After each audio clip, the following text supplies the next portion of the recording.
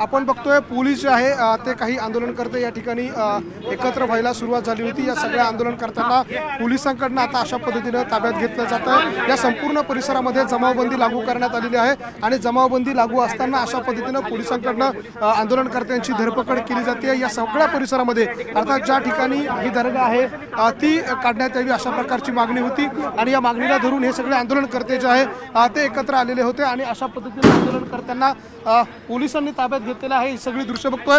या ठिकाणी महंत सुधीरदास जे आहे त्यांना देखील पोलिसांकडून आपण दृश्यांमध्ये बघतोय ताब्यात घेतलं जातं। नाशिकच्या द्वारका परिसरामधली ही सगळी दृश्य आहे।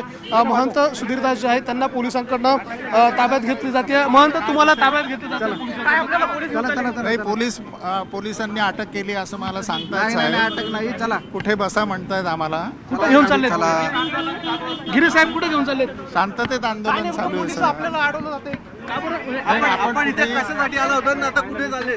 नाही, आता आम्हाला काहीच कल्पना नाही। पोलीस आम्हाला म्हणतायत की गाडीत बसा आणि अटक करा असं सांगतायत। आता भूमिका काय असणार आहे तुमची? पोलीस या ठिकाणी आंदोलन गिरी साहेबांनी आम्हाला सांगितले चला आमच्या बरोबर। महंत तुम्ही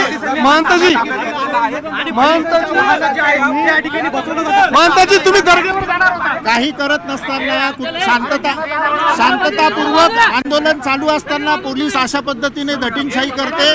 मुख्यमंत्र्यांनी या काय भूमिका असणार?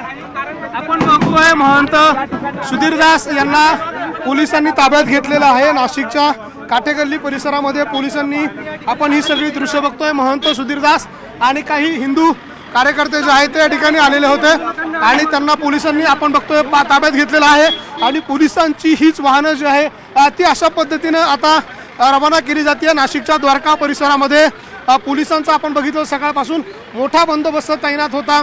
मात्र जमावबंदी असल्यानं पोलिसांकडनं या सगळ्यांची धरपकड जी आहे ती केली जात होती आणि आता अशा पद्धतीने या सगळ्या आंदोलनकर्त्यांना पोलिसांकडनं घेऊन नेलं जात आहे।